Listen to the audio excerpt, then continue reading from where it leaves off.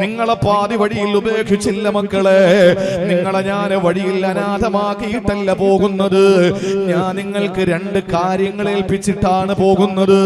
പിരിഞ്ഞനത്തെ 3 പീടികയിലെ വാപ്പാ പോകുമ്പോൾ ഒരു പീടിക തന്റെ പൊന്നുമോനെ ഏൽപ്പിച്ചിട്ട് പോയതുപോലെ അള്ളാന്റെ ഹബീബി ലോകത്തിൽ നിന്ന് വിട പറയുമ്പോ കരളിന്റെ കഷ്ണമേ, ഹൃദയത്തിന്റെ തുടിപ്പേ, നമ്മുടെ രോമാഞ്ചമേ, ഹൃദയത്തിന്റെ എല്ലാം നബി മുഹമ്മദ് മുസ്തഫ സല്ലല്ലാഹു അലൈഹി വസല്ലമ തങ്ങൾ ഈ ലോകത്തിൽ നിന്ന് വിട പറയുമ്പോ നമ്മളെ അനാഥമാക്കിയില്ല സമൂഹമേ. എന്റെ പ്രിയപ്പെട്ട സമുദായം തിരിച്ചറിയണോ, ഒരിക്കലും നമ്മളെ പാതി വഴിയിൽ ഉപേക്ഷിച്ചിട്ട് പോയില്ല. നമ്മളെ കൈവെള്ളയിൽ രണ്ട് കാര്യങ്ങൾ ഏൽപ്പിച്ചിട്ടാ പോയത്. ഈ രണ്ടും വലിയ പീടിക പോലെ, അല്ലെങ്കിൽ വലിയ ബിസിനസ് സാമ്രാജ്യം പോലെ, അല്ലെങ്കിലും നമുക്ക് ഏക അഭയ ആശ്രയ മാർഗങ്ങൾ പോലെ ഇത് രണ്ടും നമ്മൾ മുറുകെ പിടിക്കേണ്ടതുണ്ടല്ലോ. എന്നാൾ റസൂലുള്ള പറയുകയാണ്, ഞാൻ നിങ്ങൾക്ക് രണ്ട് കാര്യങ്ങൾ ഉപേക്ഷിച്ചിട്ടാണ് പോകുന്നത്. ലം തളില്ലൂ മാ തമസ്സക്തും ബിഹിമാ. അത് നിങ്ങൾ മുറുകെ പിടിച്ചാൽ ഒരിടത്തും നിങ്ങൾ പരാജയപ്പെടൂല, ഒരിടത്തും നിങ്ങൾ തലകുനിക്കേണ്ടി വരൂല, ഒരുത്തന്റെ മുമ്പിലും നിങ്ങൾ ശിരസ് കുനിക്കേണ്ടി വരൂല, ഒരാളുടെ മുമ്പിലും കൈനീട്ടേണ്ടി വരൂല, ഒരാളുടെ മുമ്പിൽ തലചൊറഞ്ഞ് നിൽക്കേണ്ടി വരൂല, ഒരാളുടെ മുമ്പിലും നിങ്ങൾ ഒരിക്കലും പോയി നിങ്ങളുടെ സങ്കടങ്ങൾ പറയേണ്ടി വരില്ല. ആരും നിങ്ങളെ തകർക്കില്ല, ഒരിക്കലും നിങ്ങൾ പരിഹസിക്കപ്പെടൂല, നിങ്ങൾ അപഹാസ്യരാക്കപ്പെടൂല, നിങ്ങൾ ഒരിക്കലും പരാജയപ്പെട്ടു പോകൂല, അധപതനത്തിന്റെ അധമഭാവത്തിലേക്ക് നിങ്ങൾ ആപതിക്കില്ല, നിങ്ങൾ പരാജയത്തിന്റെ പടുങ്കുഴിയിലേക്ക് മറിഞ്ഞു വീഴൂല. പക്ഷെ മക്കളെ, നിങ്ങളത് രണ്ടും മുറുകെ പിടിക്കണം. അത് രണ്ടും നിങ്ങൾ മുറുകെ പിടിച്ചാലേ നിങ്ങൾക്ക് രക്ഷയുള്ളൂ. അത് ഏതാണ് റസൂലുള്ള ഏൽപ്പിച്ചതെന്നറിയോ? പടച്ചവനെ സാക്ഷിയാക്കിയിട്ട് ഞാൻ പറയുകയാ, രണ്ട് മഹാരഥന്മാരുടെ മഖാമിന്റെ ചാരത്തല്ലേ ഞാൻ പ്രസംഗിക്കുന്നത്. ഇവിടെ അവരെ സാന്നിധ്യത്തില് ഈ പരിശുദ്ധമായ മജ്‌ലിസിൽ നിങ്ങൾ ഓരോരുത്തരോടും എനിക്ക് പറയാനുള്ളത്, എന്നെ കേൾക്കുന്നവരോട് കാണുന്നവരോട് പറയാനുള്ളത്, ഈ രണ്ട് കാര്യങ്ങൾ മുറുകെ പിടിച്ചാൽ ഒരുത്തന്റെ മുമ്പിലും നമ്മൾ ഓച്ചാനിച്ച് നിൽക്കേണ്ടി വരൂല. ഇന്ന് വടവൃക്ഷം പോലെ മറിഞ്ഞു വീണ് കിടക്കുന്ന ഒരു പ്രസ്ഥാനമായി ഉമ്മത്ത് മാറുകയാ. പോകുന്നവനും വരുന്നവനും നടക്കുന്നവനും ഓടുന്നവനും കയറി നിരങ്ങുകയാ. എന്തേ സഹോദരങ്ങളെ, ഈ രണ്ട് കാര്യങ്ങളെ കൈവിട്ടത് കൊണ്ടല്ലേ, ഈ രണ്ട് കാര്യങ്ങളെ നമ്മളെ കാട്ടിൽ പറത്തിയത് കൊണ്ടല്ലേ, കാലഘട്ടത്തിന്റെ ചവറ്റുകൊട്ടയിലേക്ക് നമ്മൾ ഇത് രണ്ടും വലിച്ചെറിഞ്ഞതിന്റെ പേരിലല്ലേ നമ്മൾ പരാജയപ്പെട്ടത്. ഏതാ മുത്ത് റസൂൽ നമ്മളെ ഏൽപ്പിച്ചിട്ട് പോയത്? പുണ്യ റബീന്റെ പരിശുദ്ധമായ രാവുകളിൽ, പരിശുദ്ധമായ പകലുകളില്, ഘോഷയാത്രയിൽ ഞാൻ എന്റെ ഹബീബിന്റെ സുന്നത്ത് മുറുകെ പിടിക്കുന്നു. തലമുറ കൈമാറി എനിക്ക് കിട്ടിയ ആദർശത്തെ കെടാതെ സൂക്ഷിക്കുമെന്ന് വിളിച്ചാല് മാത്രം പോരെ ചെറുപ്പക്കാരാ. എന്റെ പെങ്ങളെ, പരിശുദ്ധമായ റബീന്റെ രാവുകളിൽ പായസം വെച്ച് കൊടുത്തിട്ട് മാത്രം കാര്യമില്ല പൊന്നുമോളെ. അല്ലാഹുവിന്റെ റസൂൽ വഫാത്തിന്റെ വേളയിൽ നമ്മെ ഏൽപ്പിച്ച രണ്ട് സന്തോഷകരമായ രണ്ട് സന്ദേശങ്ങൾ, രണ്ട് അമൂല്യമായ നമ്മുടെ രണ്ട് സ്വത്തുക്കള്, അത് കൈവെള്ളയിലൊന്ന് മുറുകെ പിടിക്കുമോ? അത് ജീവിതത്തിലൊന്ന് സംശീകരിക്കുമോ? അത് മുറുകെ പിടിച്ചു ജീവിക്കാൻ നമുക്ക് കഴിയുമോ? അതേതാണ് റസൂലുള്ള നമ്മെ ഏൽപ്പിച്ചത്?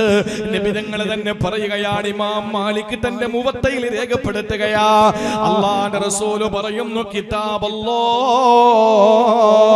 വ സുന്നത്ത് നബിഹി. ഒന്ന് പരിശുദ്ധ ഖുർആനാണ്, മറ്റൊന്ന് അല്ലാഹുവിന്റെ ഹബീബിന്റെ തിരുചര്യയാണ്. ഒന്ന് ഖുർആൻ, രണ്ട് അള്ളാന്റെ ഹബീബിന്റെ രീതി, ജീവിത രീതി. ഞാൻ നടക്കുന്നത് എങ്ങനെ? എന്റെ റസൂല് നടന്നതുപോലെ. ഞാൻ കുടിക്കുന്നത് എങ്ങനെ? എന്റെ റസൂല് കുടിച്ചതുപോലെ. ഞാൻ തിന്നുന്നത് എങ്ങനെ? എന്റെ റസൂല് തിന്നതുപോലെ. ഇങ്ങനെ ഒരു മനുഷ്യൻ തന്റെ ജീവിതത്തില് നബിതങ്ങളുടെ ജീവിതത്തിനെ കൃത്യമായി അനുധാവനം ചെയ്താൽ, അതര വ്യായാമത്തെക്കാൾ അഭികാമ്യം അനുകരണത്തിലൂടെയുള്ള ആവിഷ്കാരമാണെന്നാണ് ആപ്തവാക്യം. പറയാൻ എളുപ്പമാണ്.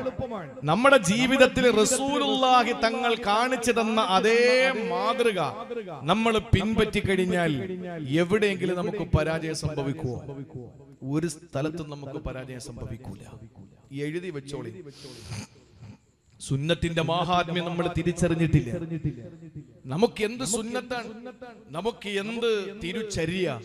നമ്മുടെ ജീവിതത്തിൽ സുന്നത്തുകൾ കാറ്റിൽ പറത്തപ്പെട്ടിരിക്കുന്നു. ഫർളിൽ വന്ന പിഴവുകൾ പോലും പരിഹരിക്കപ്പെടാൻ നാളെ പരലോകത്ത് എന്റെ പ്രിയപ്പെട്ട അടിമകൾക്ക്, ഓ മലായിക്കത്തുകളെ, ഫർളിൽ പിഴവ് സംഭവിച്ചെങ്കിൽ അവരിൽ സുന്നത്തെങ്കിലും ഉണ്ടോ എന്നൊന്ന് നോക്ക്. അതെങ്കിലും ഉണ്ടെങ്കിൽ കയറ്റി വിട് എന്ന് അള്ളാഹു നമുക്ക് വേണ്ടിയിട്ട് നാളെ പറയാൻ. ജീവിതത്തിൽ എന്തെങ്കിലും സുന്നത്ത് നമ്മുടെ കയ്യിലുണ്ടോ? ഉണ്ടോ? ചിന്തിച്ച് നോക്ക്. മഹാനായ ഖുബൈബ് ബിൻ അദിൽ അൻസാരി റളിയല്ലാഹു അൻഹു മദീനയിൽ വന്ന റസൂലുള്ളാഹിന്റെ മുന്നിൽ കുറെ മക്കക്കാർ വന്ന അവലാതി പറഞ്ഞു, മുഹമ്മദേ, ഞങ്ങൾ നവമുസ്ലിമീങ്ങളാണ്, പൊതുവിശ്വാസികളാ, പക്ഷെ ഖുർആനിനെ പറ്റിയിട്ട് ബാലപാഠം ഞങ്ങൾക്കറിയില്ല, ഞങ്ങൾക്ക് യാതൊന്നും അറിയില്ല മുഹമ്മദേ, അതുകൊണ്ട് ആരെയെങ്കിലും ഒന്ന് വിട്ടുതരണേ, ഞങ്ങൾക്കൊന്നും പഠിക്കാനാണ് എന്ന് പറഞ്ഞപ്പോൾ മദീനയിൽ നിന്ന് റസൂലുള്ള 10 പേരെ അയക്കുകയാ. ആസിം റളിയല്ലാഹു അൻഹു അടക്കമുള്ള ഖുബൈബ് ബിൻ അദിൽ അൻസാർ അടക്കമുള്ള 10 സഹാബത്തിനെ കൂടെ അയച്ചു. സഹോദരങ്ങളെ, യഥാർത്ഥത്തിൽ അവര് ചതിയന്മാരാ. അവനെ ഞങ്ങൾക്ക് വേണം, ഞങ്ങളുടെ കൊച്ചാപ്പയെ ബദറിൽ വെച്ച് കൊന്നവനാ. ചിലർ പറഞ്ഞു ഞങ്ങളുടെ അമ്മാവന്മാരെ ബദറിൽ വെച്ച് കൊന്നവനാണ്, അതുകൊണ്ട് ഖുബൈബിനെ ഞങ്ങൾക്ക് തരണേ, ഞങ്ങൾ കൈകാര്യം ചെയ്യാമെന്ന് പറഞ്ഞപ്പോ നാളത്തെ രാവിലെ സുപ്രഭാതത്തിൽ തൂക്കിലേറ്റാൻ വേണ്ടിയിട്ട് തീരുമാനമെടുത്ത് തലേ ദിവസത്തിന്റെ സായാഹ്നത്തിലേക്ക് എത്തിയിട്ടു. എവിടെയെന്നറിയോ? ഇന്നിവിടെ നിന്ന് വിശുദ്ധമായ ഉംറ നിർവഹിക്കാൻ പോയി ഉംറ ചെയ്തിട്ട് തഹല്ലുലായി കഴിഞ്ഞാൽ വീണ്ടും ഒരു ഉംറ ചെയ്യാൻ ഇഹ്റാം കെട്ടാൻ നമ്മൾ എവിടെയാ പോവുക? ആയിഷ പള്ളി എന്ന പേരിൽ അറിയപ്പെടുന്ന മസ്ജിദ് ആയിഷ നിൽക്കുന്ന സ്ഥലമാണ് തൻഈം. അത് ഹറമിന്റെ ബൗണ്ടറിക്ക് വെളിയിലാ. അവിടെ കൊണ്ടുവന്ന മഹാനായ ഖുബൈബ് തങ്ങളെ കെട്ടിയിട്ടിരിക്കുകയാ. സായാഹ്നത്തിൽ നാളെ നേരം വെളുക്കുമ്പോ നിന്നെ തൂക്കിലേറ്റുമെന്ന വാർത്ത കൂടി പറഞ്ഞപ്പോ മുഖഭാവ വ്യത്യാസം ഖുബൈബിന്റെ മുഖത്തില്ല, ഒരു ഭാവ വ്യത്യാസം ഖുബൈബിന്റെ മുഖത്തില്ല. ശത്രുക്കൾ അതുവഴി നടന്നു പോകുമ്പോൾ ഖുബൈബ് ചോദിച്ചു, ഏ സഹോദരാ, എനിക്ക് മൂർച്ചയുള്ള ഒരു കത്തി തരുവോ? ശത്രുക്കൾ ചോദിച്ചു, എന്തിനാടാ നിനക്ക് കത്തി? നാളെ നീ മരിക്കാനുള്ളതല്ലേ. അവര് ചിന്തിച്ചു, ഖുബൈബ് സ്വയം ആത്മഹത്യ ചെയ്യാനാണെങ്കിലോ, സ്വയം കുത്തി മരിക്കാനാണെങ്കിലോ, ആത്മഹത്യ ചെയ്യാനാണെങ്കിൽ അവൻ അങ്ങനെ മരിക്കട്ടെ, അതാണ് അവന് പറഞ്ഞിട്ടുള്ളത്. ഒരു മൂർച്ചയുള്ള കത്തി കൊണ്ട് കൊടുക്കുമ്പോ ശത്രുക്കളെ നോക്കി നിൽക്കുമ്പോ ഖുബൈബ് തങ്ങൾ ചെയ്തതെന്തെന്നറിയോ? ഖുബൈബ് തങ്ങളുടെ കൈകാലുകളിലെ നഖം വെട്ടി മാറ്റുകയാ, മീശ വെട്ടി ഒതുക്കുകയാ, ദാടി നന്നായിട്ട് അരിഞ്ഞു വെക്കുകയാ. ഇത് കണ്ടപ്പോൾ ശരീരത്തിലെ ആവശ്യമില്ലാത്ത നീക്കേണ്ട രോമങ്ങളെ നീക്കുമ്പോ ശത്രുക്കൾ വന്നിട്ട് ചോദിച്ചു, ഖുബൈബേ, നാളെ ചാകാനുള്ളതല്ലേടാ? നാളെ നേരം വെളുക്കുമ്പോ നീ മരിക്കേണ്ടവനല്ലേടാ? എന്തിനാടാ അണിഞ്ഞൊരുങ്ങുന്നതെന്ന് ചോദിക്കുമ്പോ ഖുബൈബ് ബിൻ അദിൽ അൻസാരി റളിയല്ലാഹു അൻഹു പറഞ്ഞതെന്തെന്നറിയോ? അതേടാ, നിങ്ങൾ നാളെ എന്നെ തൂക്കിക്കൊല്ലുകയല്ലേ? ആ സമയത്ത് എന്റെ റസൂലുള്ളാഹിന്റെ സുന്നത്ത് മുറുകെ പിടിച്ച് എനിക്ക് മരിക്കണമെടാ. എന്റെ നഖം വെട്ടി മാറ്റിയിട്ട്, എന്റെ രോമങ്ങൾ മാറ്റിയിട്ട്, എന്റെ ദാടി ഒതുക്കി വെച്ച് മീശ വെട്ടി ഒതുക്കിയിട്ട് ഒരു മുസ്ലിമാണ്, ഒരു തുരു സുന്നത്ത് മുറുകെ പിടിച്ചവനാണെന്ന് എന്നെ കാണുന്നവർക്ക് മനസ്സിലാകണ്ടേ. അതുകൊണ്ട് ഞാൻ മരിക്കാൻ നേരമായാൽ എന്റെ സുന്നത്താണ് ഞാൻ നിർവഹിച്ചത്, എന്റെ പ്രവാചക ചര്യയാണ് മുറുകെ പിടിച്ചതെന്ന് പറഞ്ഞ മരിയക്കിടക്കയിൽ പോലും സുന്നത്ത് മുറുകെ പിടിക്കാൻ വ്യഗ്രത കാണിച്ച ഖുബൈബ് തങ്ങളുണ്ടല്ലോ. പ്രിയപ്പെട്ട ഉമ്മത്തെ സമുദായമേ, ഇന്ന് സുന്നത്ത് ജീവിതത്തിൽ ആരാ പ്രാവർത്തികമാക്കുക? ഞാനൊന്ന് ചോദിക്കട്ടെ, ദാടിയില്ലാത്ത എത്ര പേരുണ്ട്? ഞാൻ കണ്ണുമടച്ചിട്ട് ഞാൻ ചോദിക്കുകയാ, ദാടി വെച്ചൂടെ എന്റെ പ്രിയപ്പെട്ട ചെറുപ്പക്കാരാ? ദാടി വെച്ചൂടെ പ്രിയപ്പെട്ട പിതാക്കന്മാരെ? ഒരു പെണ്ണിനെ ദാടി കിളിക്കൂലല്ലോ, അവളുടെ ഹോർമോൺ സ്ത്രൈണതയല്ലേ. എന്തേ പുരുഷന്മാർക്ക് മാത്രം ദാടി പൊടിക്കുന്നത്? പൗരുഷത്തിന്റെ അടയാളമാണ് ദാടി. ഒരു ദാടിയുള്ള ചെറുപ്പക്കാരൻ വേണ്ട, എനിക്ക് പൗരുഷം വേണ്ട, എനിക്ക് സ്ത്രൈണത മതി എന്ന് പറഞ്ഞിട്ട് ദാടി ക്ലീൻ ഷേവ് ചെയ്യുമ്പോ അവൻ ആണത്വത്തിൽ നിന്ന് പെണ്ണത്വത്തിലേക്ക് മാറുകയല്ലേ? അവന് പൗരുഷത്വത്തിൽ നിന്ന് അവന് സ്ത്രൈണതയിലേക്ക് മാറുകയല്ലേ? ഇതിനേക്കാൾ നാണക്കേട് വേറെ വല്ലതുകൊണ്ടോ സഹോദര? എന്തേ പള്ളിയിൽ നമസ്കാരത്തിന് വരുമ്പോ നീ തലമറയ്ക്കാത്തത്? നിന്നെ ആരാണ് ഈ സംസ്കാരം പഠിപ്പിച്ചത്? അല്ലാഹുവിന്റെ ഹബീബ് നബി മുഹമ്മദ് മുസ്തഫ ആടിനെ എങ്ങനെ അറുക്കണമെന്ന് പഠിപ്പിച്ചതും അവിടുത്തെ വിദ്യയല്ലേ സഹോദരങ്ങളെ?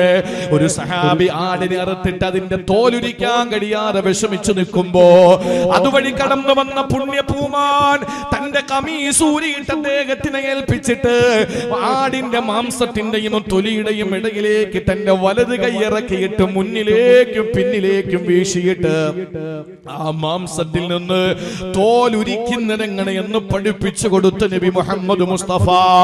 അതേ ലോകത്തെ മുഴുവൻ കശാപ്പുകാർക്കും റസൂലുള്ളാഹിയിൽ മാതൃകയുണ്ട്. എങ്ങനെയാണ് കുഞ്ഞുങ്ങളെ ചുംബിക്കേണ്ടതെന്ന് പഠിപ്പിച്ചില്ലേ? ഇടത്തെ കൈവെള്ളയിൽ കുഞ്ഞിന്റെ പെടലി പിടിച്ചിട്ട് വലത്തെ കൈവെള്ള കൊണ്ട് തന്റെ ദാടിയെല്ല് പിടിച്ചിട്ട് ചുണ്ടിൽ ചുംബനം കൊടുക്കണമെന്ന് പഠിപ്പിച്ച നബി മുഹമ്മദ് മുസ്തഫ.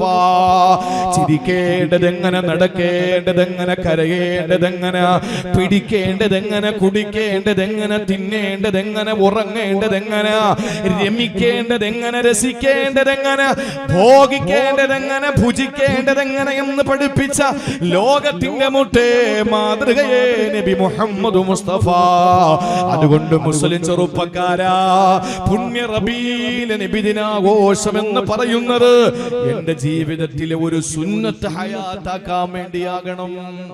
അത് മതി നമ്മുടെ നബിദിനാഘോഷം. അല്ലാതെ ബ്രേക്ക് ഡാൻസ് കാണിക്കാൻ വേണ്ടിയാകരുത്, സിനിമാറ്റിക് ഡാൻസ് കാണിക്കാൻ വേണ്ടിയാകരുത്. നബിയുമായി ബന്ധമില്ലാത്ത ആളുകൾ ചെയ്തു കൂട്ടുന്നത് പോലെ ഗാനമേള നടത്തിയിട്ട് ഗായികമാരെ 90 തികഞ്ഞ ഉപ്പാപ്പമാരുടെ ഇടയിലേക്ക് ഇറക്കി വിട്ട് അവരെ ഇളക്കി അവരുടെ ഇല്ലാത്ത വികാരം കൂടി ഇളക്കി വിടുന്ന നബിദിനാഘോഷം നമുക്ക് വേണ്ട. ചില സ്ഥലങ്ങളിൽ കണ്ടതുപോലെ വിദേശത്ത് നിന്ന് വന്നിറങ്ങിയ ചികിത്സയ്ക്ക് വന്ന മദാമ പെണ്ണിനോടൊപ്പം ചുവട് വെക്കുന്ന നാണം കെട്ട നബി നിന്ന് നടത്തിയ നബിദിനാഘോഷത്തിന്റെ പേരില് അള്ളാന്റെ ഹബീബിനെ അവഹേളിച്ചവനെ, നിന്റെ സംസ്കാരം ഞങ്ങളുടെ സംസ്കാരമല്ലടാ. പറഞ്ഞു കൊടുക്കണം. നബിദിനാഘോഷം എന്ന് പറയുന്നത് ഞാനൊരു സുന്നത്ത് ഇന്ന് മുതൽ ഹയാത്താക്കും. എന്റെ റസൂൽ ഇഷ്ടപ്പെട്ടത് ഞാൻ ചെയ്യും. ആ ഒരു തലത്തിൽ നമ്മൾ നബിദിനാഘോഷം നടത്തണം. എന്നാൽ ഒരു ബിദ്ഈ പ്രസ്ഥാനക്കാരും നബിദിനം വേണ്ടെന്ന് പറയൂല. കാരണം പറയാൻ ന്യായമില്ല. പറയുന്ന എന്തുകൊണ്ട്? ഒരു കാര്യം ഇതിൽ നമ്മൾ അടിവരയിട്ട് ചിന്തിക്കണം. ഒരു യഥാർത്ഥ സുന്നി ഒരിക്കലും ഇത് ചെയ്യില്ല. എനിക്ക് സംശയം എന്താണെന്നറിയോ? നിങ്ങൾക്കും അങ്ങനെ ഉണ്ടായോ എന്ന് എനിക്കറിയില്ല. പക്ഷെ എനിക്കുണ്ടായ സംശയം ഞാൻ പങ്കുവെക്കുകയാണ്. ഇത് എക്സ് മുസ്ലിമിന്റെ സംഭാവനയാണോ എന്നൊരു സംശയം. അല്ലാതെ ഒരു മുസ്ലിമിന് ചെയ്യാൻ പറ്റൂലല്ലോ ഈ പറഞ്ഞ രീതിയിലുള്ളത്. ഞാൻ സ്ഥലമൊന്നും പറയുന്നില്ല, അതൊക്കെ നടന്നു, പേടിച്ചിട്ടൊന്നുമല്ല. എന്തിനും പേടിക്കണം, അതൊന്നും ഒരു വിഷയമല്ല. പക്ഷെ ഞാൻ പറഞ്ഞ് സമയം നഷ്ടപ്പെടുത്താനില്ല. നമുക്ക് പരിപാടി വിഷയം വിശാലമാണ്, സമയം ചുരുക്കമാണ്. അതുകൊണ്ട് നമുക്ക് നമ്മുടെ വിഷയത്തിലേക്ക് തന്നെ മടങ്ങി വരാം. അള്ളാന്റെ റസൂല് വഫാത്തായെങ്കിലും നമ്മളെ വഴിയിൽ ഉപേക്ഷിച്ചില്ല.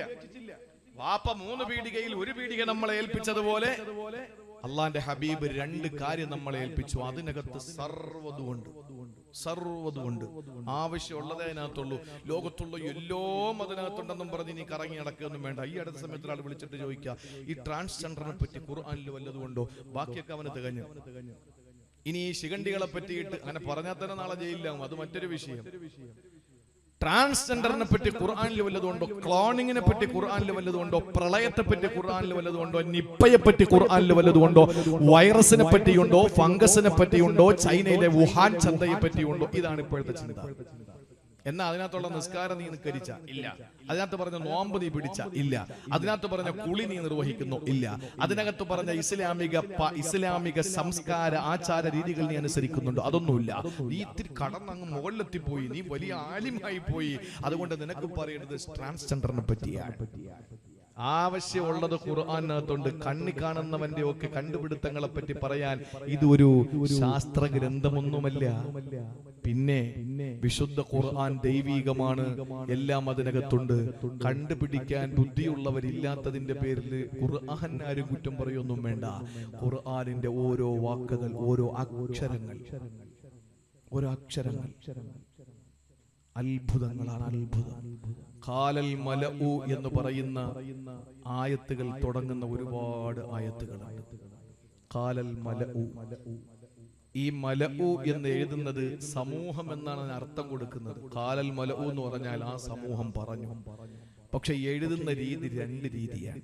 ഒന്ന് അലിഫിന്റെ മുകളിൽ ഹംസിട്ട് ഉ എന്ന് എഴുതാറുണ്ട്, മലഊല്.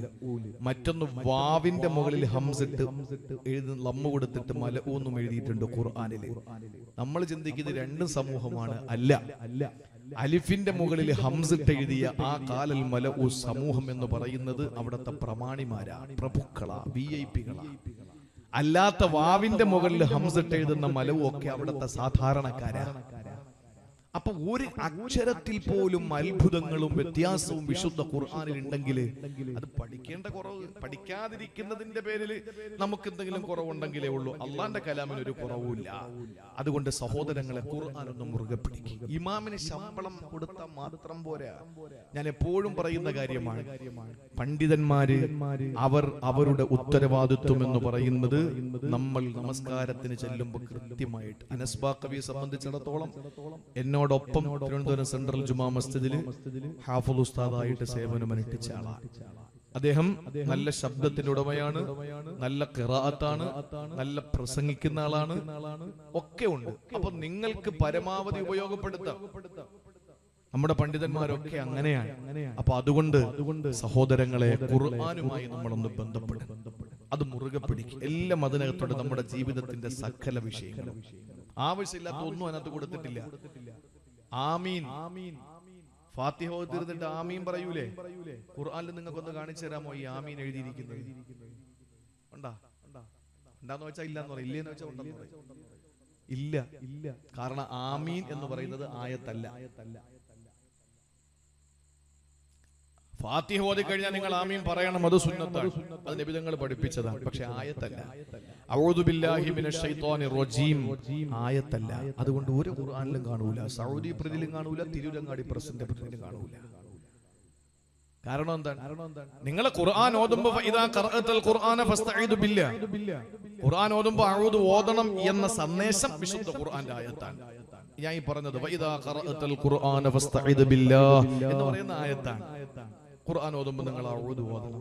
പക്ഷെ നമ്മൾ സാധാരണ ഓതുന്ന അഊദു ബില്ലാഹി മിനശ് ശൈത്വാനിർ റജീം എന്ന് പറയുന്നത് ആയത്തെ അല്ല. അതുകൊണ്ട് ഖുർആനിലും ഇല്ല. ചുരുക്കത്തിൽ ഈ ആവശ്യമുള്ളത് കൃത്യമായി രേഖപ്പെടുത്തി രണ്ട് പുറം ചട്ടയ്ക്കുള്ളിൽ 6660 ചില്ലുവാനമായത്തുകൾ,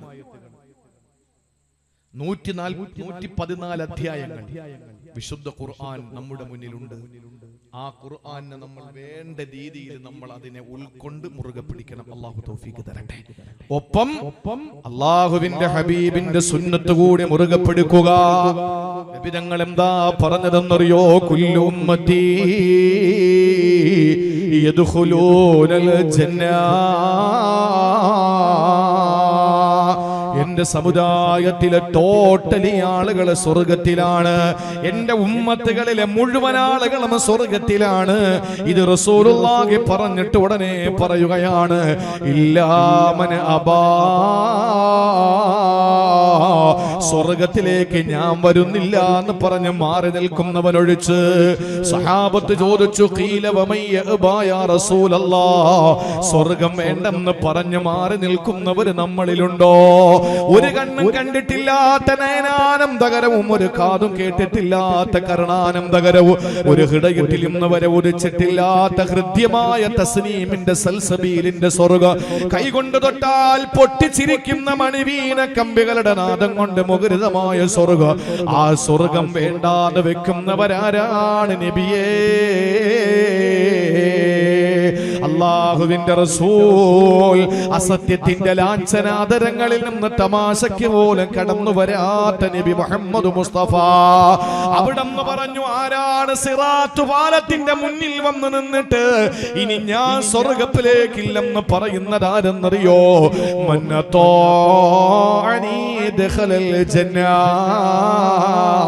എന്നെ വഴിപ്പെടുന്നവന് സ്വർഗത്തിലാ. ഞാൻ നടന്നതുപോലെ നടക്കുന്നവന്, ഞാൻ കുടിച്ചതുപോലെ കുടിക്കുന്നവന്, ഞാൻ രാജ്യം ഭരിച്ചതുപോലെ ഭരിക്കുന്നവന്, ഞാൻ കുടുംബത്തിൽ ഇടപെട്ടതുപോലെ ഇടപെടുന്നവന് ആരാണോ അവന് സ്വർഗത്തിലാണ്. എന്റെ സുന്നത്ത് പുറങ്കാല് കൊണ്ട് ചവിട്ടിയെറിഞ്ഞവന്, എന്റെ സുന്നത്തിന് വിരുദ്ധമായി ജീവിച്ചവന്, എന്നെ അനുസരിക്കാത്തവന്, ഞാൻ പറഞ്ഞു കൊടുക്കാത്തതൊന്ന് ജീവിതത്തിൽ ചെയ്തവന്, ഞാൻ പറഞ്ഞതിന് വിരുദ്ധമായി പ്രവർത്തിച്ചവന് അവനാണ് സ്വർഗത്തിൽ വരാതെ മാറി നിൽക്കുന്നവനത്രേ. ചിന്തിച്ചു നോക്കണേ ചെറുപ്പക്കാരാ, ചിന്തിച്ചു നോക്കണേ പ്രിയപ്പെട്ട ചെറുപ്പക്കാരാ. എന്റെ ഉമ്മപെങ്ങന്മാരോട് പറയുന്നത്, ആയിഷ ബീവി എന്ന 18 വയസ്സുകാരി മുതൽ 58ന്റെ നിറവിലെത്തിയ ഭാര്യമാര് വരെ റസൂലുള്ളാഹിന്റെ ഭാര്യമാരിലുണ്ടല്ലോ. എന്തേ അവരുടെ ജീവിതത്തിലൂടെ നിങ്ങൾക്ക് എന്തെല്ലാം മാതൃകയുണ്ട്. ഒരു കന്യകയായ പെണ്ണ് എങ്ങനെയാണ് ജീവിക്കേണ്ടത്? ആയിഷ എന്ന പ്രിയതമയിൽ നോക്കുക. ഒരു വിധവയായ പെണ്ണ് എങ്ങനെയാണ് ജീവിക്കേണ്ടത്? ഖദീജ എന്ന 2 ഭർത്താക്കന്മാര് കല്യാണം കഴിച്ച് ഭർത്താക്കന്മാര് മരണപ്പെട്ടു വിധവയായ ഖദീജ ബീവിയിലേക്ക് നോക്കുക. ഇനിയും പ്രായമുള്ള ഭാര്യമാരുണ്ട്. എല്ലാ പ്രായത്തിലുമുള്ളവർക്ക് മാതൃകയാക്കാൻ റസൂലുള്ളാഹിന്റെ റിസാലത്തിന്റെ ശരീരത്തോട് ഒട്ടിക്കിടന്ന ശരീരമേ ഉമ്മഹാത്തുൽ മുഅ്മിനീൻ. ആ പ്രിയപ്പെട്ട ഭാര്യമാര് അവരുടെ ജീവിതത്തിന്റെ സൽസരണിയിലൂടെ മുന്നോട്ട് നടക്കണേ ഉമ്മ. ചെറുപ്പക്കാരാ, അല്ലാഹുവിന്റെ ഹബീബ് എങ്ങനെയാണോ നമുക്ക് പഠിപ്പിച്ചു തന്നത് അത് നമ്മുടെ ജീവിതത്തിൽ പ്രാവർത്തികമാക്കാൻ നമ്മൾ ശ്രമിക്കണേ. ഇല്ലെങ്കിൽ എന്താ സംഭവിക്കുന്നതെന്നറിയോ? അല്ലാഹുവിന്റെ ഖുർആനിന്റെ ഒരായത്ത് ഇന്നും നമ്മളെ ഭയപ്പെടുത്തുകയാ.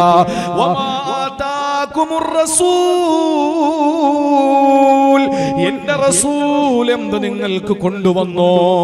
എന്റെ റസൂൽ കൊണ്ടുവന്നതിൽ നല്ലതെന്നല്ല ഖുർആൻ പറഞ്ഞത്. എന്റെ റസൂലുള്ള കൊണ്ടുവന്നതിൽ നിങ്ങൾക്ക് ഇഷ്ടമുള്ളതെന്നല്ല പറഞ്ഞത്. എന്റെ റസൂലുള്ള കൊണ്ടുവന്നത് എന്താണോ ഫഖുദൂഹു, നിങ്ങളത് മുറുകെ പിടിക്കുക. വമാ നഹാകും അൻഹു ഫന്തഹു, നിരോധിച്ചത് മുഴുവനും നിങ്ങൾ വർജിക്കുക, വിടിയുക. ഇത് പറഞ്ഞിട്ട് ഈ ആയത്തിന് ഒരു പിൻകുറി അല്ലാഹു പറഞ്ഞു. എന്തെന്നറിയോ?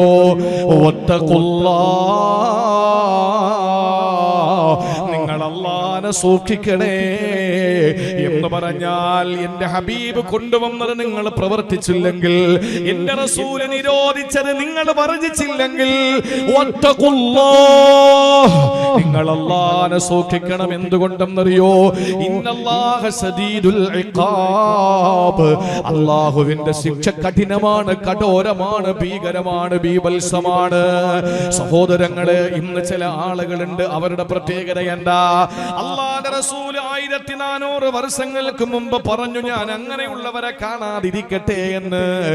ലാ ഉൽഫയന്ന അഹദകും മുത്തഖിയൻ അലാ അരീകതിഹി യതീഹിൽ അംറു മിൻ അംരി മിമ്മാ അമർതു ബിഹി ഔ നഹൈതു അൻഹു യഖൂൽ ലാ അദ്രി മാ വജദ്നാ ഫീ കിതാബില്ലാഹി തബഅനാ. ഒരു സമൂഹമുണ്ട് അവസാന കാലത്ത് വരുന്നവരാ. അവരിങ്ങനെ ചാരിക്കിടക്കുകയാണ്. എന്റെ കൽപ്പനകൾ അവരുടെ മുന്നിലെത്തുമ്പോ, എന്റെ നിരോധനങ്ങൾ അവരുടെ മുന്നിലെത്തുമ്പോ അവര് പറയുന്നത് എന്താണ്? ഇതൊന്നും എനിക്കറിഞ്ഞൂടാ. മാ വജദ്നാ ഫീ കിതാബില്ലാ, ഖുർആനിലുണ്ടോടോ? ഇത്തബഅനാ, ഞാൻ അനുസരിച്ചോളാ. ഹദീസ് എനിക്കൊരു പ്രശ്നമല്ല. ഇത് പറയുന്ന ഒരു സമൂഹത്തെ ഞാൻ എത്തിക്കാതിരിക്കട്ടെ, എന്റെ കണ്ണുകൊണ്ട് കാണാതിരിക്കട്ടെ. നബി മുഹമ്മദ് മുസ്തഫ ഒന്ന് തൊപ്പി വെക്കുവോ? ചോദിക്കുന്നത് ഖുർആനിലുണ്ടോ? ഒന്ന് ദാടി വെക്കുവോ? ചോദിക്കുന്നത് ഖുർആനിലുണ്ടോ? എന്തിനാണ്? ഖുർആനിലുള്ളത് മാത്രമാണോ അംഗീകരിക്കേണ്ടതല്ല, എന്റെ റസൂൽ കൊണ്ടുവന്നതിനെ നിങ്ങൾ മുറുകെ പിടിക്കണം എന്നതും ഖുർആനിന്റെ അധ്യാപനമല്ലേ? അതുകൊണ്ട് സഹോദരങ്ങളെ, അല്ലാഹുവിന്റെ ഹബീബ് നമ്മളിൽ നിന്ന് യാത്ര പറയും മുമ്പ് ഏൽപ്പിച്ചു പോയ രണ്ട് അമൂല്യമായ നമുക്ക് തന്ന സ്വത്താണ്. ഒന്ന് ഖുർആനും മറ്റൊന്ന് സുന്നത്തും. അത് മുറുകെ പിടിക്കുക. അല്ലാഹു തൗഫീഖ് തരട്ടെ. വലിയ വലിയ ആദരിക്കപ്പെടുന്നവരാണ് ഈ സുന്നത്ത് മുറുകെ പിടിക്കുന്നവൻ. അവർക്ക് ജീവിതത്തിൽ സഹാബത്തിന്റെ ഒക്കെ സുന്നത്തിനോടുള്ള താല്പര്യം എങ്ങനെയെന്നറിയോ?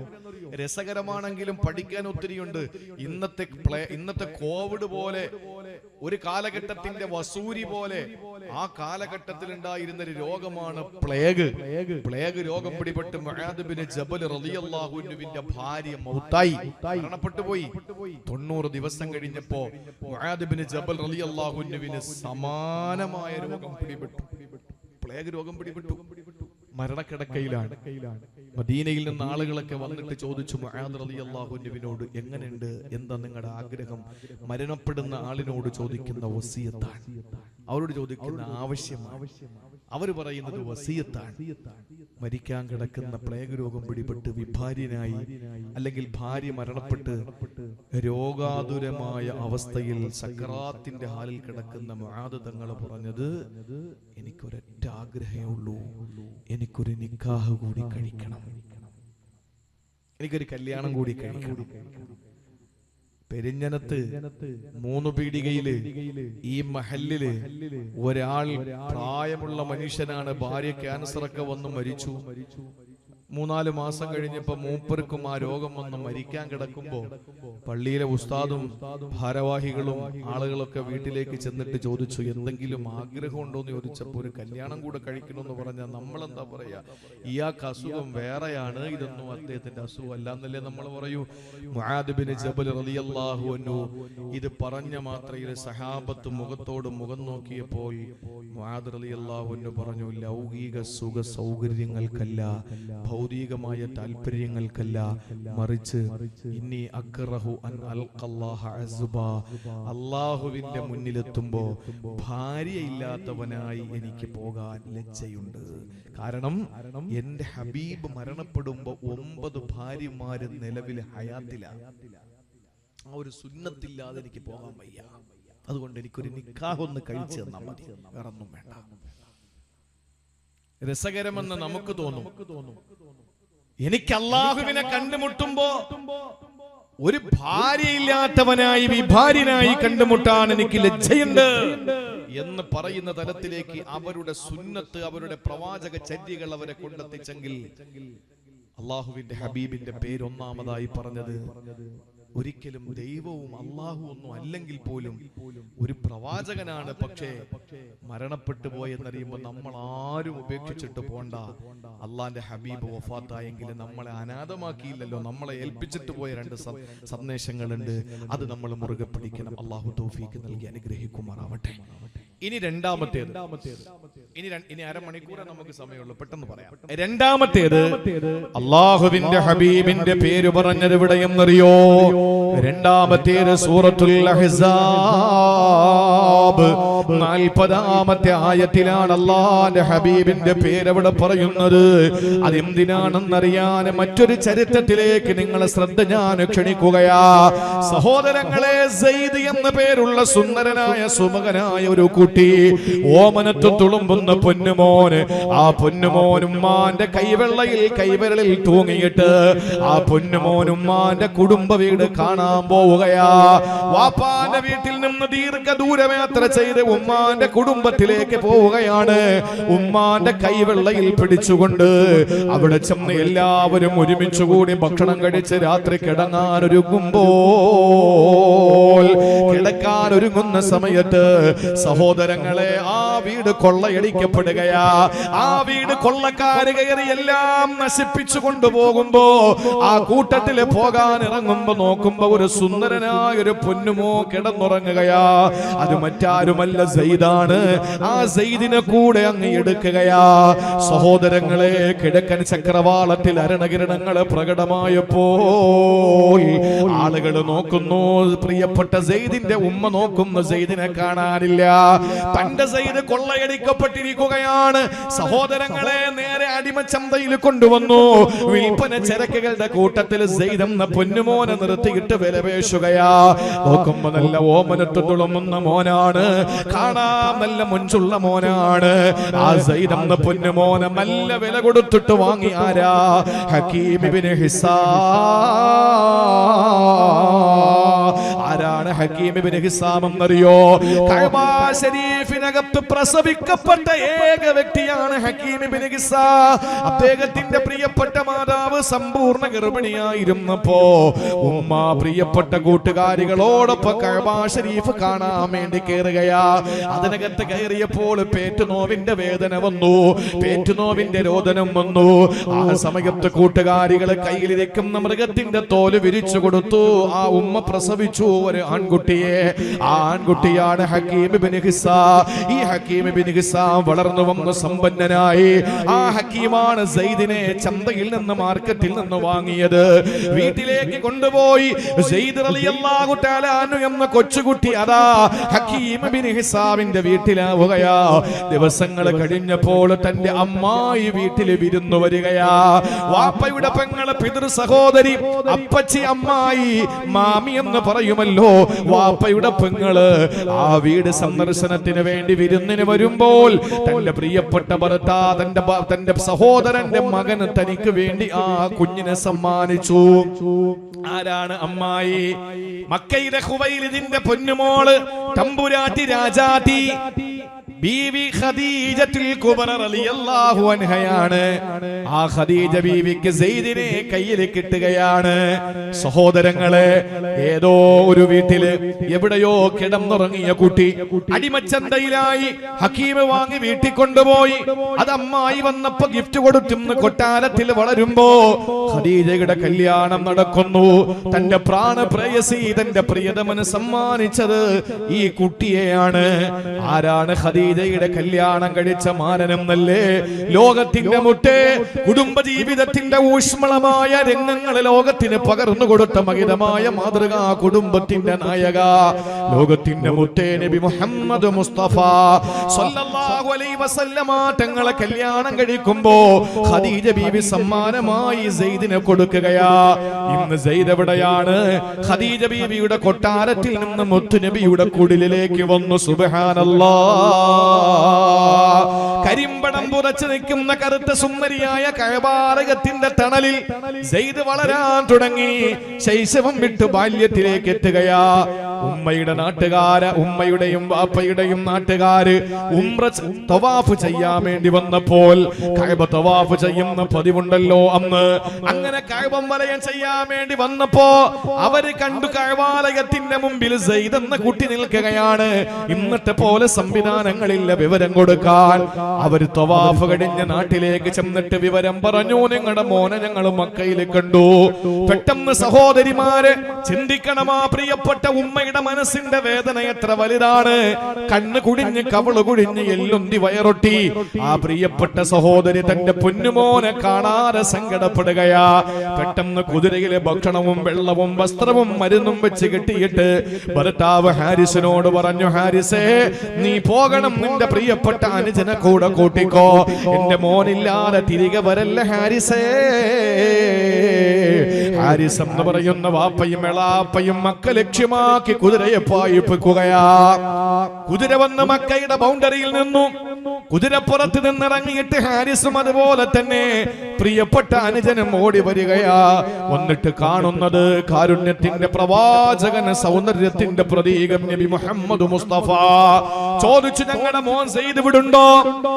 ആ സമയത്ത് തിരുനബി ചോദിച്ചു, നിങ്ങളുടെ മോൻ ഏതാണ്? എനിക്കറിയില്ലല്ലോ. അതേ, കൊള്ളയടിക്കപ്പെട്ട ആ സെയ്ദ് ഇന്ന് ഇവിടെ ഉണ്ടെന്ന് ഞങ്ങൾ അറിഞ്ഞല്ലോ. ആ സമയത്താണ് പ്രിയപ്പെട്ട സഹോദരങ്ങളെ, സഹോദരിമാരെ, സെയ്ദിനെ റസൂലുള്ള വിളിക്കുന്നു, സെയ്ദേ, സെയ്ദേ, സെയ്ദേ. സെയ്ദ് ഓടി വരികയാണ്. സെയ്ദ് ഓടി വന്നപ്പോൾ കാണുന്നത് തന്റെ വാപ്പയും എളാപ്പയുമാണ്. സംഭീതനായി, പരിഭ്രമചിത്തനായി, വിഷാദ വിഷണ്ണനായി, വ്യാകുല വിഹ്വലനായി, എന്തു ചെയ്യണമെന്നറിയാതെ പകച്ചു നിൽക്കുന്ന സെയ്ദ്. അല്ലാഹുവിന്റെ ഹബീബ് പറഞ്ഞു, മോനെ ഇതാരാണ്? വാപ്പയാ നബിയേ. അതാരായ എളാപ്പയാ നബിയേ. കൂടെ പൊയ്ക്കോ, ഉമ്മ പട്ടിണിയിലാണത്രേ. ആ സമയത്ത് ഓടുകയാണ് സെയ്ദ്. അല്ലാഹുവിന്റെ ഹബീബിന്റെ കൈ പിടിച്ച് തന്നെ നെഞ്ചത്തേക്ക് ചേർത്ത് വെച്ചിട്ട് പറഞ്ഞു, അരുതു നബിയേ, അരുതു നബിയേ, എന്നെ പറഞ്ഞു വിടല്ല നബിയേ. എന്റെ വാപ്പയിൽ നിന്നും ഉമ്മയിൽ നിന്ന് കിട്ടാത്ത സ്നേഹവും ലാളനയും പരിലാളനയും തലോടലും എല്ലാം എനിക്ക് അങ്ങ് തന്നല്ലോ നബിയേ. അന്തവും അബുനു മാറൈന ഫീഹിമാ മിസ്ല ഹുസ്നിക ഖത്തു യാ സയ്യിദി ഖൈറൻ നബിയാ സയ്യിദി ഖൈറൻ നബി. ജനഗണംബികമാരിലുപരി നന്മ പൂക്കും സൂനമ ജഗമിലിത് പോലൊരാളും അമ്പിയാക്കളിലുത്തമാ. എനിക്കെന്റെ വാപ്പയിൽ നിന്ന് കിട്ടാത്ത സ്നേഹം, എനിക്കെന്റെ ഉമ്മയിൽ നിന്ന് കിട്ടാത്ത കരുതൽ, എനിക്കെന്റെ എളാപ്പയിൽ നിന്ന് കിട്ടാത്ത പരിരക്ഷ എനിക്ക് നിങ്ങളെ തന്നല്ലോ നബിയേ. എല്ലാവരും വിളിച്ചത് സെയ്ദുൽ ഹുബ്ബ് എന്നാണ്. പ്രേമഭാജനം, പ്രേമഭാജനം. നബിതങ്ങളില്ലാതെ സെയ്ദില്ല, സെയ്ദില്ലാതെ നബിയില്ല. സഹോദരങ്ങളെ, എനിക്കെന്റെ വാപ്പയും ഉമ്മയും വേണ്ടെന്ന് പറഞ്ഞ സെയ്ദിന്റെ കൈപിടിച്ചു നബിതങ്ങൾ. ഉടനെ കഅബാലയത്തിന്റെ അടുത്തുള്ള മഖാം ഇബ്രാഹിമിന്റെ ചാരത്തുള്ള പാറയുടെ മുകളിൽ കയറി ഉറക്കെ വിളിച്ചു പറഞ്ഞു, ഇന്ന് മുതൽ ഇവന് സെയ്ദ് ബിൻ ഹാരിസ് അല്ല, ഇന്ന് മുതൽ ഇവന് സെയ്ദ് ബിൻ മുഹമ്മദാ. മക്കാ ഖുറൈശികൾ അത്ഭുതപ്പെട്ടു. അവർക്ക് അചിന്തനീയമാണ്. ഒരു അടിമച്ചക്കനെ, ഒരു വളർത്തുമോനെ സ്വന്തം മോനെന്ന് വിളിക്കുന്നത് അവർക്ക് ചിന്തിക്കാൻ പറ്റില്ല. അവരെല്ലാവരും ചോദിച്ചു, മുഹമ്മദിന് ഭ്രാന്തായോ? അള്ളാന്റെ റസൂൽ ഒന്നുകൂടി പറഞ്ഞു, കേവലം മകനല്ല, ഞാൻ മരണപ്പെട്ടു പോയാൽ എന്റെ അനന്തരം എടുക്കുന്ന എന്റെ അനന്തരാവകാശി കൂടിയാണെന്ന് പറഞ്ഞു. സഹോദരങ്ങളെ, ഈ നിമിഷം എന്താ സംഭവിച്ചതെന്നറിയോ? സെയ്ദിന്റെ വാപ്പ ഹാരിസ് കരയാൻ തുടങ്ങി. ഓടി വന്നിട്ട് റസൂലുള്ളാഹിന്റെ കൈ പിടിച്ചിട്ട് പറഞ്ഞു, മുഹമ്മദേ, ഞങ്ങളുടെ മകൻ ഇവിടെ സുരക്ഷിതനാണല്ലോ. അവന്റെ ഉമ്മയെ ഞാൻ പറഞ്ഞു മനസ്സിലാക്കിക്കോളാം. അവൻ ഇവിടെ നിൽക്കലാണ് ഞങ്ങളെ കൂടെ വരുന്നതിനേക്കാൾ അവൻ ഇഷ്ടമെങ്കിലും നിന്നോട്ടെ. അല്ലാഹുവിന്റെ ഹബീബ് സല്ലല്ലാഹു അലൈഹി വസല്ലമയുടെ പ്രിയപ്പെട്ട സന്തത സഹചാരിയായ സെയ്ദ്. എല്ലാവരും വിളിച്ചു, സെയ്ദ് ബിൻ മുഹമ്മദ്, സെയ്ദ് ബിൻ മുഹമ്മദ്. ഇതിനിടയിൽ ശൈശവത്തിൽ നിന്ന്, ബാല്യത്തിൽ നിന്ന് കൗമാരത്തിലേക്ക് എത്തി വന്നു സെയ്ദ്. അവസാന വിശുദ്ധ ഖുർആനിന്റെ ആയത്തിറങ്ങി, സ്വന്തം വാപ്പയിലേക്ക് ചേർത്തല്ലാതെ വിളിക്കരുതേ. നബി തങ്ങളെ നിരുത്സാഹപ്പെടുത്തി, ഇനി എല്ലാവരും വിളിക്കണേ സെയ്ദ് ബിൻ ഹാരിസ്. സഹോദരാ, സെയ്ദ് റളിയല്ലാഹു അൻഹു യൗവനത്തിലേക്ക് എത്തപ്പെട്ടപ്പോൾ റസൂലുള്ളാഹി ചോദിച്ചു, ഓ സെയ്ദേ, ഒരു കല്യാണം കഴിക്കണ്ട സെയ്ദേ.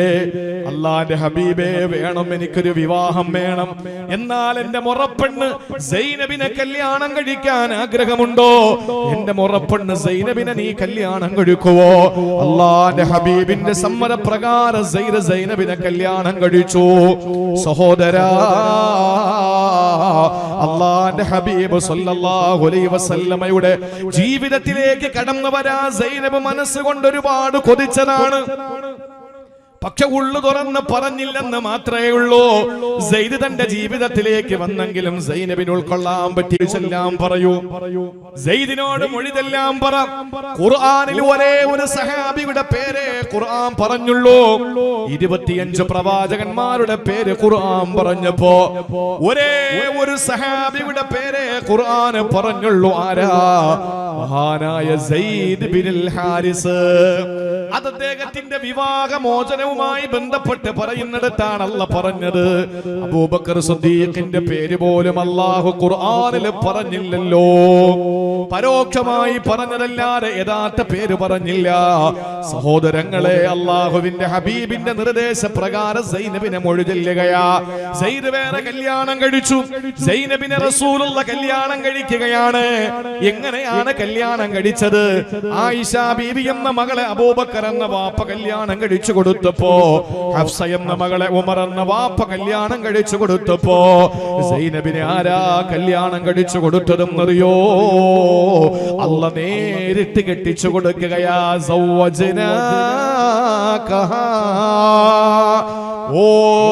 ഓ പ്രവാചകരെ, സൈനബിനെ ഞാൻ നിങ്ങൾക്ക് കല്യാണം കഴിച്ചു തരികയാ. ഇത്രയുമായപ്പോ ജനങ്ങൾ ഇളകി, ആളുകൾ പ്രശ്നമുണ്ടാക്കാൻ തുടങ്ങി. ആളുകൾ പറഞ്ഞു, മുഹമ്മദ് സൈദ് എന്ന വളർത്തു മോന്റെ ഭാര്യയെ കല്യാണം കഴിച്ചു. സ്വന്തം മകന്റെ ഭാര്യയെ മൊഴി ചെല്ലിപ്പിച്ചിട്ട് കല്യാണം കഴിച്ചു. അപ്പോഴും അറിയണേ, ആയിഷ ബീബിയുടെ വിവാഹ പ്രായത്തെ പറ്റി അവിടെ തർക്കമില്ല. കാരണം കാലഘട്ടത്തിന്റെ ചുമരെടുത്തതാണ്. സൈനബിനെ പറ്റിയിട്ട് അള്ളാന്റെ ഹബീബിനെ പറ്റി മോശമായത് പറയാൻ തുടങ്ങുമ്പോ രണ്ടാമതായ ഖുർആനിലെ നബിതങ്ങളുടെ പേര് പറയുകയാ. സൂറത്തുൽ അഹ്സാബിൽ അല്ലാഹ് പറയുന്നു, മാ കാന മുഹമ്മദുൻ അബാ അഹദിൻ മിൻ റിജാലികും വലാകിൻ റസൂലല്ലാഹ് വഖാതമൻ നബിയ്യീൻ. സൂറത്തുൽ അഹ്സാബിൽ അല്ലാഹു പറയുകയാണ്, മാ കാന മുഹമ്മദുൻ അബാ അഹദിൻ മിൻ റിജാലികും, നിങ്ങളിൽ ആരുടെയും വാപ്പയല്ല മുഹമ്മദ്. നിങ്ങളാരുടെയും വാപ്പയല്ല മുഹമ്മദ്. അല്ലാഹുവിന്റെ റസൂലിന് 7 മക്കളുണ്ട്, 4 പെണ്ണ് 3 ആണ്. അവര് 3 ആണുങ്ങളും മുല കുടിക്കുന്ന പ്രായത്തിൽ തന്നെ മരണപ്പെട്ടു. വസബഅതുൻ ഔലാദുഹും ഖാസിമു സൈനബ് റുഖയ്യ ഫാത്തിമ യാ ഫാഹിമു വഉമ്മു കുൽസൂം വഅബ്ദുല്ലാഹി മിൻ ഖദീജത്തിൽ കുബ്രാ ബിതർതീബിൻ സുകി അതാഹു ഇബ്രാഹീമു മിൻ സുർരിയാ വഉമ്മുഹു മാരിയത്തുൽ ഖിബ്തിയാ. റസൂലുള്ളാഹിന്റെ 7 മക്കൾ, അതിലെ അബ്ദുള്ളയും ഖാസിം ഇബ്രാഹിമും മുല കുടിക്കുന്ന പ്രായത്തിൽ തന്നെ ഈ ലോകത്തിൽ നിന്ന് വിട പറഞ്ഞു. സഹോദരങ്ങളെ, അല്ലാഹുവിന്റെ ഹബീബിന് സൈദ് എന്ന മകനില്ല. സ്വഹാബിയാണ്, വളർത്തുമോനാണ്, പ്രേമഭാജനമാണ്, ഇതൊക്കെ ശരിയാണ്. പക്ഷേ അല്ലാഹുവിന്റെ ഹബീബ് മാകാന മുഹമ്മദുൻ അബാ അഹദിൻ മിൻ റിജാലികും, നിങ്ങളിൽ ആരുടെയും വാപ്പയല്ല മുഹമ്മദ്. വലാകിൻ റസൂലല്ലാഹ്, അന്ത്യദൂതൻ, അല്ലാഹുവിന്റെ ഹബീബ് പ്രവാചകനാണ്. വഖാതമൻ നബിയ്യീൻ, അന്ത്യദൂതനുമാണ്. ഇത് വിശുദ്ധ ഖുർആനിൽ അല്ലാഹുവിന്റെ ഹബീബിന്റെ പേര് പറഞ്ഞ് രണ്ടാമത് പറഞ്ഞ സ്ഥലമാണ്. നോക്കൂ, ഇതിലെന്താ നമുക്ക് പഠിക്കാനുള്ളത്? നമ്മുടെ ആരുടെയും വാപ്പയാണോ അല്ലാഹുവിന്റെ റസൂലല്ല? ഉമ്മാണോ? അതൊരിക്കലും ഇല്ലല്ലോ. എന്നാ പിന്നെ സഹോദരനായാലോ? ഒരിക്കലും അല്ലല്ലോ. എന്നാ പിന്നെ മോനായാലോ? തീർച്ചയായിട്ടും വരില്ല. എന്നാ പിന്നെ നമ്മുടെ സഹോദരിമാരുടെ ആരുടെയും ഭർത്താവാണോ? ഒരിക്കലും അല്ല. പക്ഷേ വാപ്പയേക്കാൾ, ഉമ്മയേക്കാൾ, ഭർത്താവിനേക്കാൾ, സ്വന്തം മകനേക്കാൾ നമുക്ക് കടപ്പാട് ആരോടാണ്? അല്ലാഹുവിന്റെ ഹബീബ് നബി മുഹമ്മദ് മുസ്തഫ. എനിക്ക് ഏറ്റവും വലിയ കടപ്പാട് ആരോടാണ്? എന്നോടാണ്. ഞാൻ എന്നെ സ്നേഹിച്ചാലേ ഞാൻ മറ്റൊരാളെ സ്നേഹിക്കുന്നു എന്ന് പറയുന്നതിൽ ശരിയുള്ളൂ, അല്ലേ? ഞാൻ എന്നെ സ്നേഹിക്കണ്ടേ? ഞാൻ എന്നെ സ്നേഹിക്കാതെ കഞ്ചാവും വലിച്ചു നടന്നിട്ട് ഞാൻ അവളെ സ്നേഹിക്കുന്നു എന്ന് പറഞ്ഞാൽ, അവളെ കെട്ടിക്കൊണ്ടുവന്നിട്ട് അവസാനം ഞാൻ കഞ്ചാവ് അടിക്കുന്നവനാണെങ്കിൽ പിന്നീട് ഞാൻ കുറച്ച് നാൾ കഴിയുമ്പോൾ കഞ്ചാവ് അടിച്ച് എന്റെ ഉള്ളിലുള്ള എല്ലാം തീർന്ന് ഞാൻ മരിക്കും, അവൾ എന്താവും? വിധവയാവും. ഒരു കഞ്ചാവടിയനോട് നീ നിന്റെ ഭർത്താവായി സ്വീകരിക്കാൻ നീ ശ്രമിച്ചാൽ, സ്വന്തം ശരീരത്തെ സ്നേഹിക്കാത്ത അവൻ നിന്നെ സ്നേഹിക്കൂല പെങ്ങളെ. മദ്യപാനിയെ സ്നേഹിക്കാൻ നിന്നാൽ, ഇന്ന് സ്വന്തം ഭാര്യയെ മദ്യപിച്ചുകൊണ്ടുവന്ന് മർദ്ദിച്ചിട്ട് ലൈവായിട്ട് അതിനെ രണ്ടുപേരും കൂടെ ഒരുമിച്ച് നിന്ന് അതിനെ പബ്ലിക്കാക്കിയിട്ട് അയാളെ പോലീസ് അറസ്റ്റ് ചെയ്തിരിക്കുന്നു. ആലോചിച്ച് നോക്കി, ഇതൊക്കെ എന്തൊരു ലോകമാണ്. എടാ, ഞാൻ എന്നെ സ്നേഹിച്ചാലല്ലേ ഞാൻ മറ്റൊരാളോട് സ്നേഹമുണ്ട് എന്ന് പറയുന്ന അർത്ഥമുള്ളൂ. എന്നാൽ അല്ലാഹുവിന്റെ ഖുർആൻ പറയുന്നു, അന്നബിയു ഔലാ ബിൽ മുഅ്മിനീന മിൻ അൻഫുസിഹിം, എന്റെ സ്വന്തം ശരീരത്തെക്കാൾ എനിക്ക് ബന്ധം എന്റെ ഹബീബിനോടാണ്. അപ്പൊ ഒരാൾക്കുള്ള ഏറ്റവും വലിയ ബന്ധം വാപ്പയോടല്ല, ഉമ്മയോടല്ല, ഭാര്യയോടല്ല, ഭർത്താവിനോടല്ല, മക്കളോടല്ല, ആരോടുമല്ല, മറിച്ച് അവനവനോടാണ് ആ ബന്ധമുള്ളത്. ആ അവനേക്കാൾ ഏറ്റവും കൂടുതൽ ബന്ധം അന്നബിയു ഔലാ ബിൽ മുഅ്മിനീന മിൻ അൻഫുസിഹിം, സ്വന്തം ശരീരത്തെക്കാൾ നിബിതങ്ങളിലേക്ക് കടപ്പെട്ടത് അള്ളാഹുവിന്റെ ഹബീബ് മുഅ്മിനീങ്ങളുടെ കടപ്പാട് അത്രയും വലുതാണ്. ഇത് നമ്മൾ തിരിച്ചറിയണ്ടേ. അതുകൊണ്ട് പ്രിയപ്പെട്ട സഹോദരങ്ങളെ,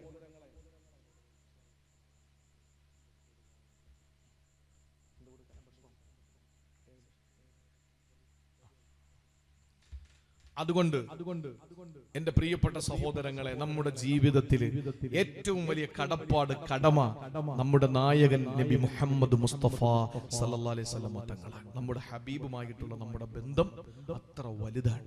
അള്ളാഹു അത് മുറുകെ പിടിക്കാൻ, നിലനിർത്താൻ അള്ളാഹു തൗഫീക്ക് നൽകി അനുഗ്രഹിക്കുമാറാവട്ടെ. ഭക്ഷണം കൊടുക്കണല്ലേ? ഇപ്പൊ കൊടുക്കല്ലേ? അത് കൊടുത്തോളെ, ഒരു 2-3 മിനിറ്റ്. അപ്പൊ അത് നിങ്ങൾക്ക് ഒരു ഭക്ഷണം തരും. ആ ഭക്ഷണം നിങ്ങൾ വാങ്ങുക. അപ്പോഴും നിങ്ങൾക്ക് വേറൊരു കാര്യം കൊണ്ട് ഞാൻ പറഞ്ഞുതരാം ഇൻഷാ അല്ലാഹ്. ഈ കാലഘട്ടത്തിൽ വലിയ പ്രതിസന്ധികളും പ്രശ്നങ്ങളൊക്കെ ആണല്ലോ. ദുആകൾ നമ്മുടെ ജീവിതത്തിന്റെ ഏറ്റവും പ്രധാനപ്പെട്ട കാര്യമാണ്. ഒരിക്കൽ അബൂദർദ റളിയല്ലാഹു അൻഹുവിന്റെ വേലക്കാരി മൂപ്പർക്ക് വിഷം ചേർത്ത ഭക്ഷണം കൊടുത്തു, പക്ഷെ മരിച്ചില്ല. അദ്ദേഹം വേലക്കാരി തന്നെ പിന്നീട് ചോദിച്ചു, നിങ്ങളെന്താ ഈ മനുഷ്യനാണോ ജിന്നാണോ, നിങ്ങൾ മരിച്ചില്ലല്ലോ, എന്താ കാര്യം എന്ന് ചോദിച്ചവൻ പറഞ്ഞു, അല്ല വിഷം ചേർത്തിട്ടാണ് നിങ്ങൾക്ക് ഭക്ഷണം തരുന്നത്. ഇല്ല, അതെനിക്ക് വിഷമേൽക്കില്ല, കാരണം എന്റെ റസൂല് പഠിപ്പിച്ചൊരു ദുആ ഞാൻ കൃത്യമായി ചെയ്യുന്നുണ്ട്. അപ്പോൾ നമ്മുടെ ഈ കാലഘട്ടത്തില് അത്യാവശ്യമായ ഒരുപാട് ദുആകൾ അടങ്ങിയ ഒരു ചെറിയ ഒരു ബുക്ക്, ഒരു ചെറിയൊരു ബുക്ക്, 75ഓളം ദുആകളുണ്ട് എന്റെ ഓർമ്മ ശരിയെങ്കിൽ. അത് ഇൻഷാ അല്ലാഹ് ഒരു 50 രൂപ പ്രൈസിനാണ്. അത് ആവശ്യമുള്ളവർക്ക് അത് എത്തിച്ചു തരും. അവിടെ പുറത്ത് വിൽക്കുന്നുണ്ട്, അത് നിങ്ങൾക്ക് കൊണ്ടുതരും. ആവശ്യമുള്ളവരുണ്ടെങ്കിൽ 75 ദുആകൾ അതിന്റെ ചരിത്രത്തോട് കൂടിയിട്ടാണ്. ഇൻഷാ അല്ലാഹ് അത് ആവശ്യമുള്ളവർ ഓരോന്ന് വാങ്ങിക്കോളി. സ്ത്രീകൾ സഹോദരിമാർക്ക് അത് വേണമെങ്കിൽ അത് അവിടെ എത്തിച്ചു തരും. ആവശ്യമുള്ളവർ ഓരോന്ന്. കുറച്ച് പരിമിതമായ ബുക്ക്, എത്ര കുറച്ചേ ഉള്ളെന്ന് തോന്നുന്നു, 10-40-50 ബുക്കിനകത്ത് മാത്രമേ ഉള്ളൂ. അത് ആവശ്യമുള്ളവർ ഇൻഷാ അല്ലാഹ് വാങ്ങിക്കോളി. അതിനിടയിൽ ഈ വജീന നിങ്ങൾക്ക് തരും. അള്ളാഹു നമ്മുടെ ഇരുത്തവും നമ്മുടെ പ്രവർത്തനങ്ങളും അള്ളാഹു അവൻ ഇഷ്ടപ്പെടുന്ന അമലുകളിൽ, സാലിഹായ അമലുകളിൽ അള്ളാഹു ഉൾപ്പെടുത്തി അനുഗ്രഹിക്കുമാറാവട്ടെ.